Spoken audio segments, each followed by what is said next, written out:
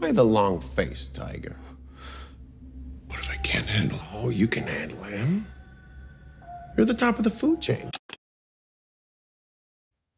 In the boy's mirror scene, Homelander has a conversation with himself, and it reveals a lot about his psyche, his self-talk, and how it shaped him into a monster. I'm Dr. Patrick Kingsep, and today we'll break down 7 moments from the scene to uncover Homelander's scared inner child and how it contributed to his descent into evil. And this isn't just about analyzing a fictional bad guy. We'll uncover real-life technique you can use to tackle your own negative self-talk and start healing those old wounds. Hey, hey. When we were kids, alone in the bedroom, I got us through it, right? Don't I always? And here we see his unresolved childhood trauma coming into play, his attachment issues. You just need to let me protect you. Oh, you're gonna protect me? But Homelander's so-called caregivers were fixated on his supernatural progression and not providing loving care. We know that he was genetically engineered by Vought International and raised in isolation without parental figures or even normal human interactions. He was treated more like a lab specimen than a child.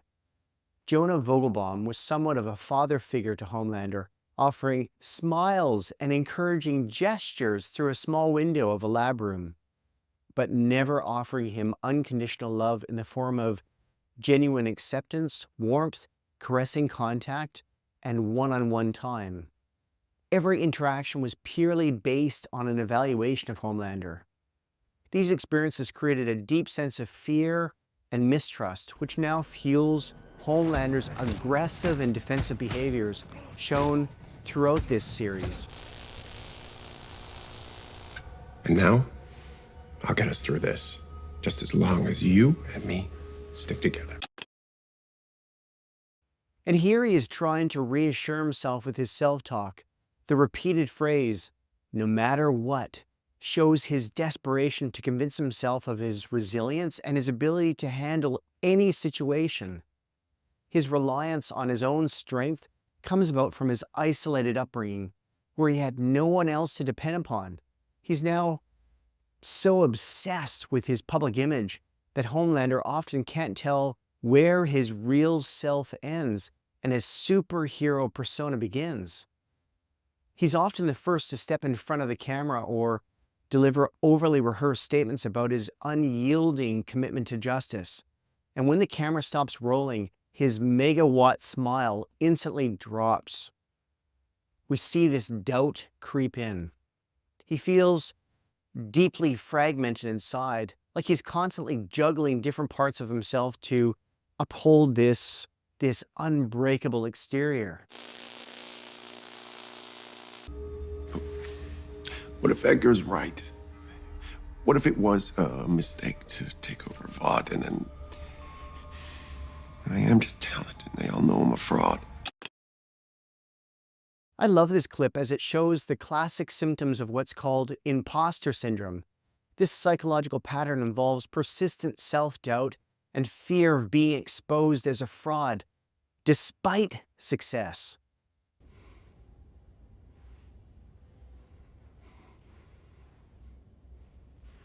What's your name? Maureen?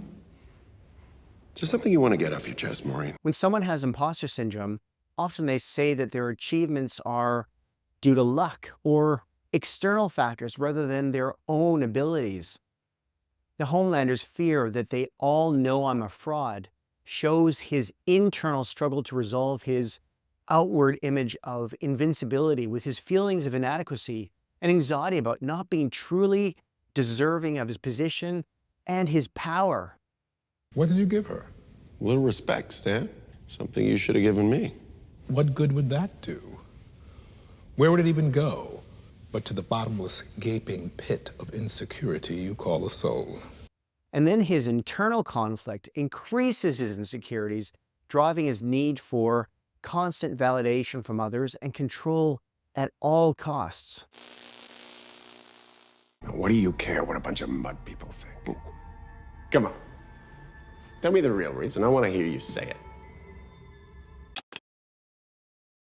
This is his defense mechanisms in action to protect his inner ego. Labeling others as mud people is his way of diminishing their importance. You don't speak for us! You don't speak for us! You don't speak for us! You don't speak for Homelander! You don't speak for us! If he was to reveal that he deeply cares about others' opinions, it would expose his constant need for their approval. His hard-hitting front and name-calling is a mask which conceals his fragile ego. By projecting an image of superiority and dismissing others' opinions as insignificant, he's attempting to hide his vulnerabilities and mask his fear. The moments of self-talk shows the complexity of Homelander's character as his outward swagger contrasts sharply with his internal struggles for self-worth and acceptance. Say it! Want them to love me. Yahtzee! Only it never seems to work out, does it? This reveals his desperate need for love and acceptance. Despite his power, he feels lonely and empty inside. When he exclaims, Yahtzee, it's very much about someone shouting, I won, or yippee, the equivalent of a fist pump and a triumphant yes. However, for Homelander, this outburst masks his desperation and highlights his realization that his efforts to win affection, they never seem to work out. Buddy. You called me Dad. It shows his deep frustration and emotional pain. His inner dialogue highlights the impossibility of his existence. Powerful soup driven by an unfulfilled need for genuine connection and affection, revealing the deep psychological wounds that power alone can't heal. Madeline, Maeve, Stormfront, even your own son.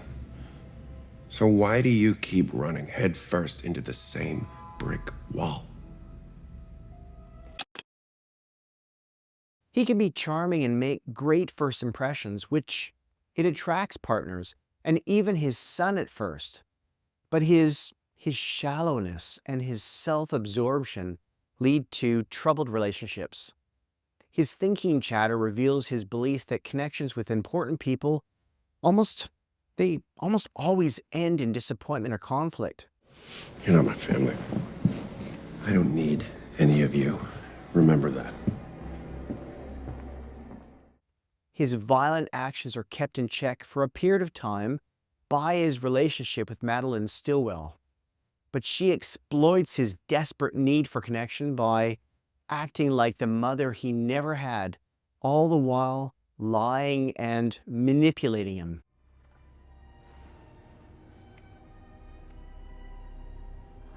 You have to be good, and you have to listen to me. And then we both can get what we want. And when he finds this out, and she tells him that she fears him, he kills her in a very violent way.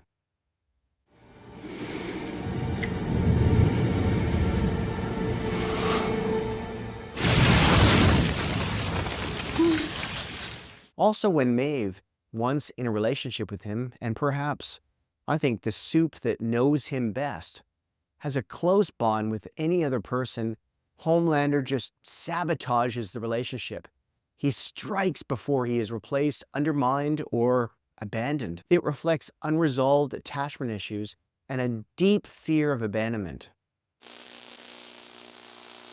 Because deep down, there's a part of you that is still human. No. Part of you is. A dirty, shriveled, anemic little part of you that still mules for approval and love and a mommy and a daddy and a boo-hoo-hoo. Now this one is deep and it shows Homelander's inner pain.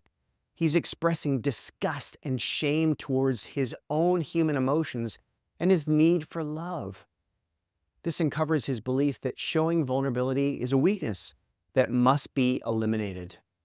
This internal conflict drives much of his unpredictable and very much destructive behavior as it tries to suppress the humanity in favor of maintaining his powerful, untouchable facade. Look at me, Tiger. Look at me. We gotta cut that part of you out like a cancer. And then, well then, my boy, you can finally be who you were always meant to be. Pure, clean, like marble. Comparing his weakness to a cancer suggests he views these as problems that need removal. Hoping to be pure and clean, like marble, indicates his longing for a perfect and flawless self. Homelander's drive for perfection highlights his deep fear of showing any signs of weakness, which he believes would undermine his power and his control. Keep those hands down by your sides, Missy. Sit down. Homelander's story is a chilling reminder of how power can mask psychological struggles. Through his self-talk, we gain a deep understanding of his inner turmoil. It exposes a facade of invincibility that hides his insecurities and also his imposter syndrome. Despite his immense power, he grapples with the fear of being exposed as a fraud and desperately craves validation from others. His aggressive behavior stems from unresolved childhood trauma and attachment issues, highlighting his fragile ego. If you do that, I'll destroy everything and everyone. Great. As long as everyone sees what a fucking monster you are. As long as no one ever loves you again. But this isn't just about a fictional supervillain. His struggle with negative self-talk mirrors our own battles with inner critics. We all have those thoughts, those voices in our heads, sometimes whispering doubt, sometimes screaming insults. But here's the thing, you don't have to be a victim to your thoughts. There's a powerful technique I use with clients that can help you transform your self-talk and start healing those old wounds. It's called Name It to Tame It. When those negative thoughts start swirling, I want you to pause for a moment. And instead of just getting caught up in the negativity, simply name the emotion you're feeling. So, for example, there's that fear again. Or, hello, old friend shame. By naming it, you create a distance between yourself and the thought. It's no longer this overwhelming force that's controlling you, but rather a feeling you can observe and you can manage. And once you've named the emotion or thought, it's time to challenge its validity. Ask yourself, is this thought truly accurate? So often our negative self-talk, it exaggerates or distorts reality. It's almost like there's this saying that I have that a thought is a thought, not necessarily a fact. Examine the evidence for and against the thought, seeking a more balanced perspective. So is this thought helpful? Does it motivate you or does it hold you back? Does it empower you or make you feel defeated? What would I say to a friend in this situation? We tend to be kinder and more understanding to others than we are to ourselves. Offer yourself the same compassion and encouragement you'd give to a loved one. By challenging and reframing your negative thoughts, you create this space for a more empowering inner dialogue. So instead of saying, I'm not good enough, try, I'm still learning and growing. Instead of, I'm a failure, try, I've faced challenges before, and I'll very much do my best to overcome this too. This process takes time and practice. It won't happen overnight, but with consistent effort, you can rewire your brain and cultivate a more supportive and compassionate inner voice. Remember, your thoughts don't define you. You have the power to choose which thoughts you hold on to and which ones you let go of.